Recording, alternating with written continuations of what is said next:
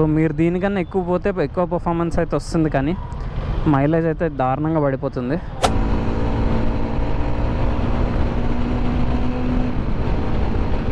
మీకు ఇదే ప్రైస్ రేంజ్లో జిక్సర్ 250 వస్తుంది, ప్లస్ R15 కూడా వస్తుంది. ఈ మూడింటి మీద this is the king, hands down, డౌటే లేదు. So guys, Karizma XMR finally walk around video చాలా రోజుల తర్వాత నాకు మళ్ళీ టెస్ట్ డ్రైవ్ ఆప్షన్ దొరికింది. సో యా, డిలే చేయకుండా డైరెక్ట్గా టెస్ట్ డ్రైవ్కి వెళ్ళిపోదాం.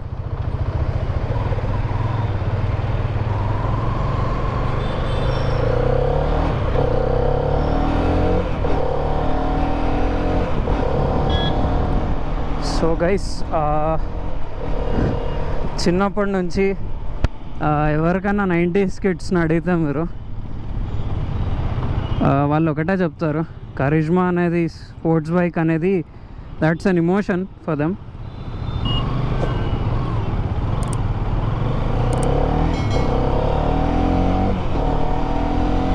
సో నాకు మ్యావరిక్ నడిపిన తర్వాత ఇది నడిపితే ఆ టార్క్ కిక్ అనేది రావట్లేదు. But this is a sports bike, మనం అది మర్చిపోకూడదు. సో స్పోర్ట్స్ బైక్స్లో ఎలా వస్తుందంటే పర్ఫార్మెన్స్ మనకి లాంగ్ ఎండ్లో వస్తుందన్నమాట. అంటే RPM చాలా హైగా ఉన్నప్పుడు వస్తుంది. సో మ్యావరిక్ 440 7000 RPMకే ఆ రెడ్ లైన్ అనేది, ఆ పీక్ పవర్ అనేది వస్తుంది. కాకపోతే దీనికి 7000 RPM దాటిన తర్వాతనే అసలుకి ఇది లైవ్లీగా అవుతుందన్నమాట.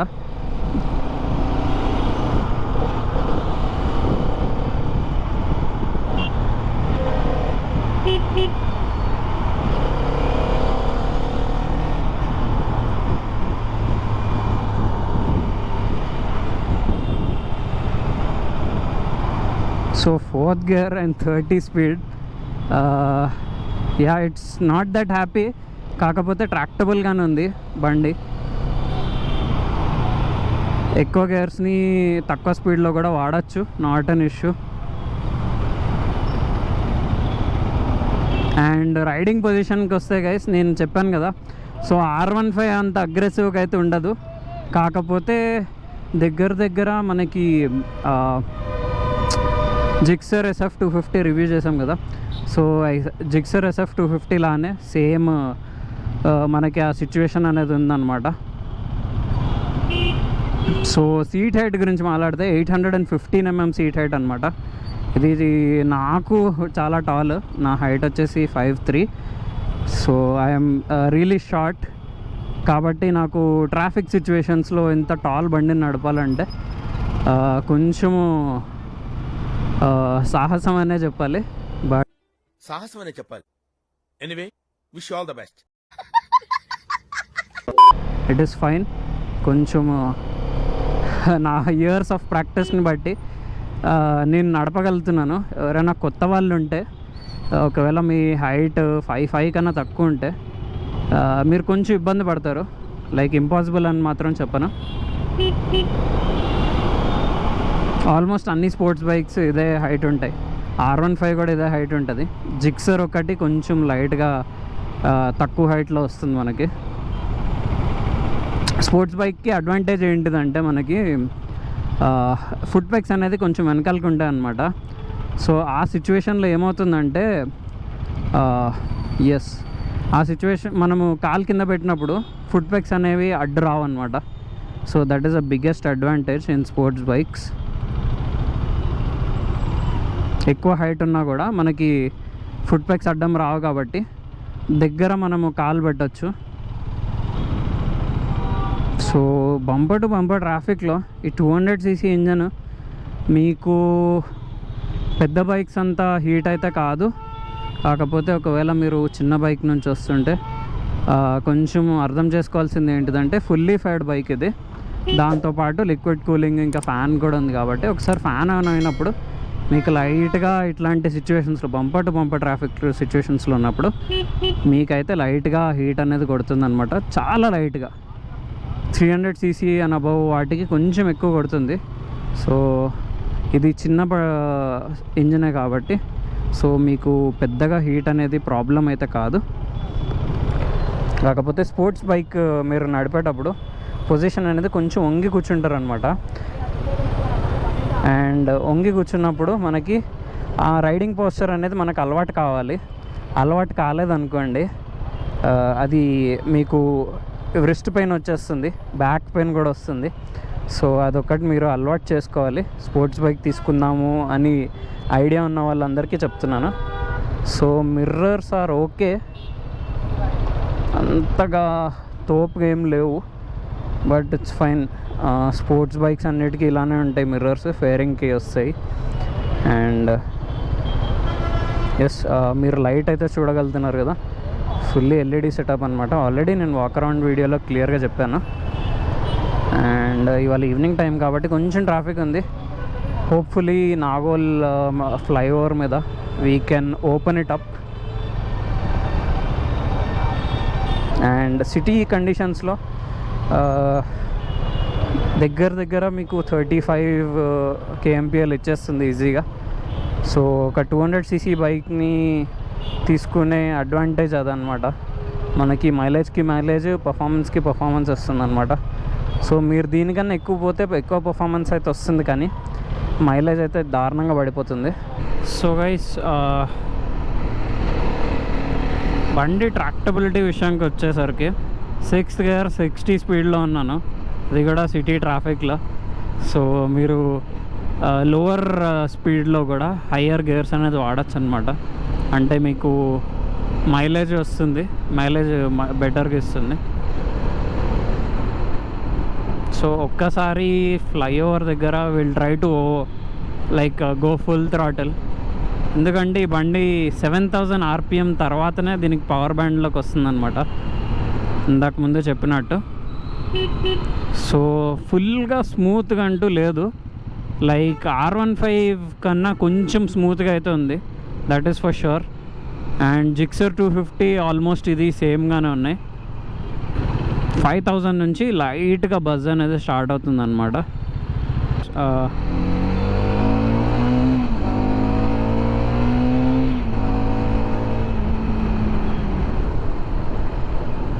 సో 7000 RPM తర్వాత నుంచి అసలు పుల్ చేస్తుంది, సూపర్ పుల్ చేస్తుంది బండి. సో R15 కన్నా దీనిలో టార్క్ ఎక్కువ ఉంది, ఇంకా పవర్ కూడా ఎక్కువ ఉంది. సో R15 ఎందుకు అంటున్నాం అన్నా అంటే, దీనికి అసలుకి డైరెక్ట్ కంపెటిటర్ ప్రైస్ విషయంలోనే కానీ, ఆ స్పోర్ట్స్ బైక్ స్టైల్ విషయంలోనే కానీ డైరెక్ట్ కంపెటిటర్ అనేది R15 అని అనమాట. అది 155cc బండి అయినప్పటికీ 150 టాప్ స్పీడ్ అనేది కొడుతుంది. సో దీని టాప్ స్పీడ్ కూడా దగ్గర 155, 160 అలా పోతుంది. లైక్ మీరు ఒకవేళ లైట్గా ఉంటేనే 160 పోతుంది. కాకపోతే ఇది 0 to 100 ఆ నెంబర్స్ అన్నిటినీ చాలా ఈజీగా చేయగలుగుతుంది అనమాట.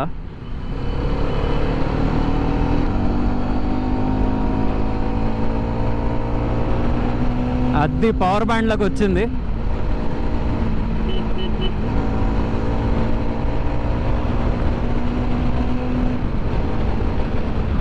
గైస్, నేను జస్ట్ టెస్ట్ చేయడానికి ఇలా నడుపుతున్నాను. సో రియల్ వరల్డ్ సిచ్యువేషన్స్లో ఇలా నడపకూడదు, ఇట్ ఈస్ డేంజరస్. అన్న రూల్స్ పెడతారు, ఆయన ఫాలో అవ్వరు, కానీ మనం ఫాలో అవ్వాలి.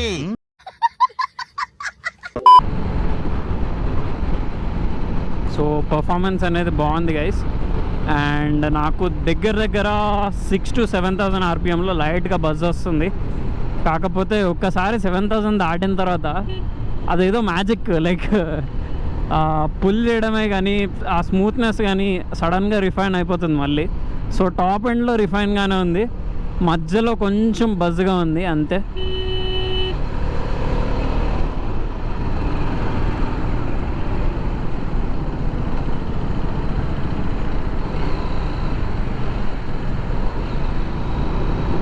So 4th gear 35 speed, nothing, మంచిగా నడుస్తుంది బండి.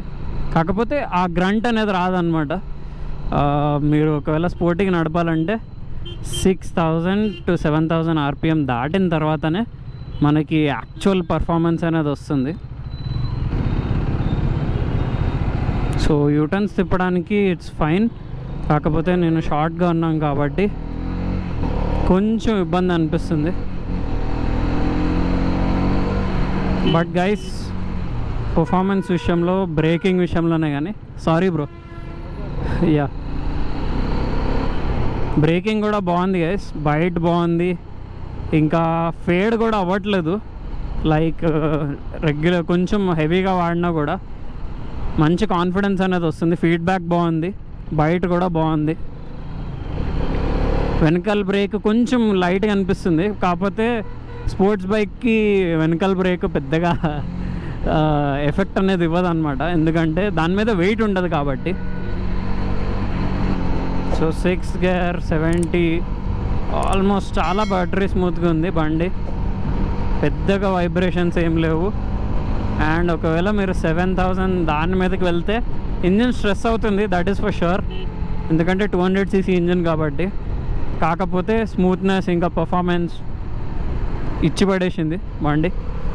సో కరిజ్మా క్రేజ్కి ఇది హీరో ఆ మాట అనేది నిలబెట్టుకుందనమాట. సో నాకు చిన్నగా ఉన్నప్పుడు నాకు కూడా ఇది ఒక డ్రీమ్ బైక్ అనమాట. అయ్యా హ్యాండ్లింగ్ చాలా బాగుంది. నాకు యూఎస్డి ఫోక్స్ ఉంటే కొంచెం బాగుండేది స్పోర్ట్స్ బైక్ కాబట్టి, బట్ ఈ సస్పెన్షన్కి వంక పెట్టేలాగా అయితే అస్సలు లేదు, చాలా బాగుంది. కాకపోతే ఎక్స్ట్రీమ్ 160Rకి యూఎస్డి ఇచ్చారు కాబట్టి దీనికి కూడా ఇస్తే చాలా బాగుండేది. But any how, maybe next time face lift చేసినప్పుడు ఇస్తారేమో, లెట్స్ వెయిట్ అండ్ సీ. మీకు ఇదే ప్రైస్ రేంజ్లో జిక్సర్ 250 వస్తుంది, ప్లస్ R15 కూడా వస్తుంది. ఈ మూడింటి మీద this is the king, hands down, డౌటే లేదు. జనరల్గా గుంతల్లో స్పీడ్ బ్రేకర్స్లో ఎలా ఉందంటే సూపర్ స్మూత్గా ఉంది. సో లో స్పీడ్ బంప్స్కి బాగానే ఉంది. మీడియం స్పీడ్కి వెళ్ళినప్పుడు మీకు కొంచెము స్పోర్ట్స్ బైక్ కాబట్టి మీకు ఎత్తేయడం అనేది కొంచెం లైట్గా ఉంటుంది అనమాట, లైట్గా స్టిఫ్గా ఉంటుంది. కాకపోతే లో స్పీడ్ వాటి కోసం అయితే బాగానే ఉంది, చాలా స్మూత్గా ఉంది. సో ఆల్రౌండర్ బైక్ అని చెప్పుకోవచ్చు. ఫుల్లీ కమిటెడ్ స్పోర్ట్స్ బైక్ అయితే కాదు. కావాలంటే టూరింగ్ చేస్తారా, టూరింగ్ చేయొచ్చు.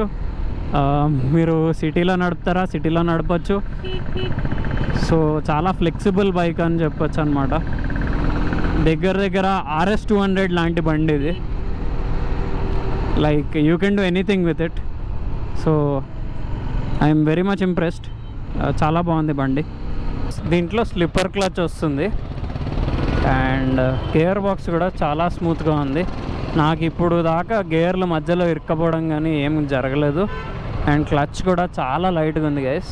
అండ్ ఇప్పుడు దాకా నేను కొంచెం లైట్గా బంపర్ ట్రాఫిక్లో కూడా నడిపాను కదా, ఇప్పుడు ఫ్యాన్ ఆన్ అయింది ఒక 20 minutes తర్వాత. So which is very good. Heat management కూడా బాగానే ఉంది, కాకపోతే చిన్న బండ్ల కన్నా కొంచెం ఎక్కువ హీట్ అయితే అవుతుంది, that is for sure. Exhaust note మనకి ఇండక్షన్ నాయిస్ బాగుంది, కానీ ఐడ్లింగ్ ఎగ్జాస్ట్ నోటే కానీ నార్మల్ చిన్న బండ్లానే ఉంది, పెద్దగా ఎక్సైటింగ్ అయితే ఏం లేదు. కాకపోతే ఒక్కసారి మీరు 6000 RPM, అసలుకి అది మ్యాజికల్ నెంబర్ అనుకుంటా ఈ బండ్లో. సో ఒక్కసారి 6000 RPM మీరు దాటితే అప్పుడు ఇండక్షన్ నాయిస్ వస్తుంది. అసలుకి ఆల్మోస్ట్ రేస్ బైక్కి వచ్చినంత ఆ సౌండ్ అనేది వస్తుంది అనమాట. So exhaust is okay sound, కాకపోతే ఓవరాల్గా sound feel and performance is very good. ఆ సౌండ్ అనేది ఒకసారి వినొచ్చు, అర్థమై ఉంటుంది నేను ఏం చెప్తున్నాను.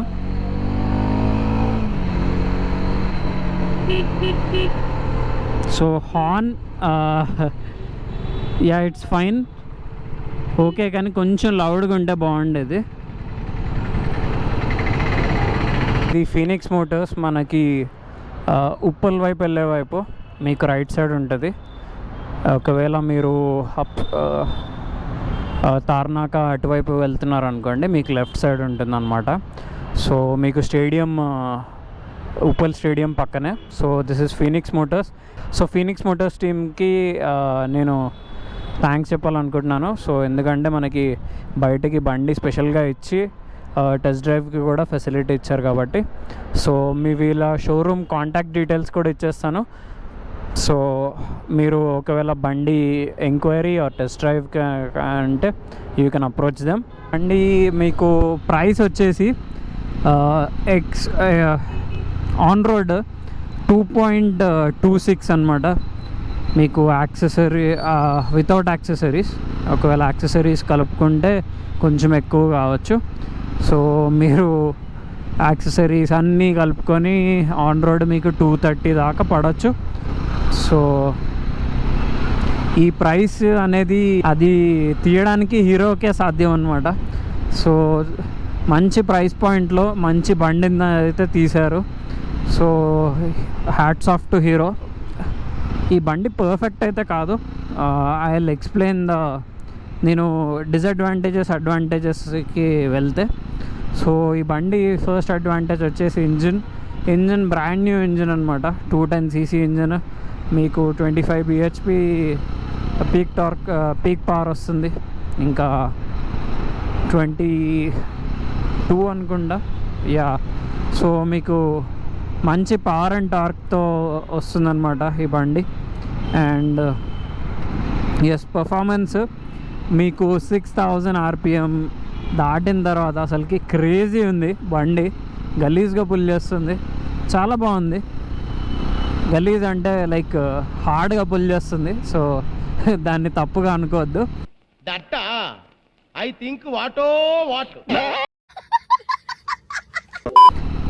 So that is advantage number 1. Engine చాలా బాగుంది, ఫుల్లీ కొత్త ఇంజిన్ ఇది, ప్లాట్ఫామ్. సో లిక్విడ్ కూలింగ్ అన్నీ ఉన్నాయి. మనకి స్లిప్పర్ క్లచ్ ఉంది, ఇంకా 6 స్పీడ్ గేర్ బాక్స్ ఉంది. సో గేర్ బాక్స్ కూడా స్మూత్గా ఉంది, క్లచ్ కూడా చాలా లైట్గా ఉంది. సిటీలో నడపడానికి మనకి వెయిట్ కూడా ఎక్కువ అనిపించట్లేదు. అండ్ హ్యాండ్లింగ్ కూడా అసలుకి క్రేజీ ఉందన్నమాట హ్యాండ్లింగ్. నేను బండి వెయిట్ కొంచెం ఎక్కువ ఉంది కాబట్టి హ్యాండ్లింగ్ కొంచెం లైట్గా ఎఫెక్ట్ ఇస్తుంది అని అనుకున్నాను. హీరో వాళ్ళు ఇంత స్పోర్టీగా ఇంత అజైల్గా ఉన్న బండి తీస్తారని నేను ఎప్పుడు అనుకోలేదు. కాకపోతే ఎక్స్పెక్టేషన్ని మించిపోయిందనమాట. సో చాలా బాగుంది.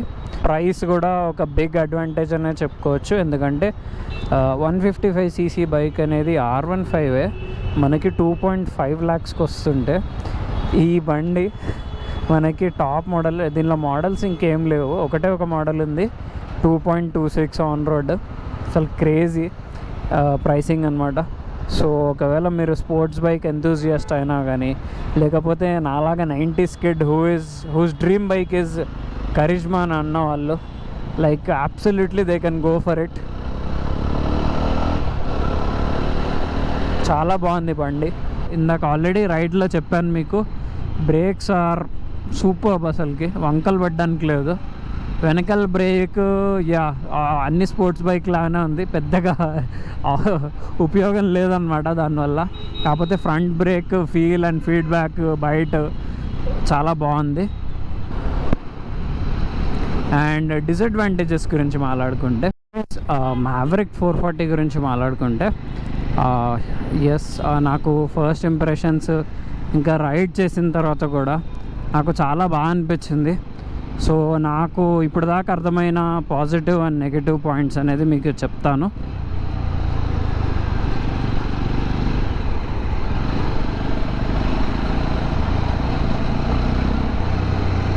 స్పోర్ట్స్ బైక్ ఉండే డిసడ్వాంటేజెస్ ఉన్నాయి దీంట్లో. సో సీటింగ్ పొజిషనే కానీ, మనకి సీట్ హైటే కానీ, సీట్ కంఫర్టే కానీ, సస్పెన్షన్ కంఫర్ట్ కొంచెం బాగుంది. లో స్పీడ్లో అయితే బాగానే ఉంది. కాకపోతే కొంచెం మీరు మీడియం రోలింగ్ స్పీడ్కి వచ్చేసరికి గుంతల్లో పడినప్పుడు పక్కా ఎత్తేస్తుంది, దట్ ఈస్ ఫర్ షూర్. ఎందుకంటే స్పోర్ట్స్ బైక్స్ అన్నిటికీ సస్పెన్షన్ స్టిఫ్గానే ఉంటుంది. ఇది మీడియం స్టిఫ్ సస్పెన్షనే, మరీ స్టిఫ్గా అయితే లేదు. సస్పెన్షన్ గురించి ఆల్రెడీ మాట్లాడుకున్నాం కాబట్టి నాకు అనిపించింది ఏంటిదంటే యూఎస్డి ఫోక్స్ ఇచ్చేసి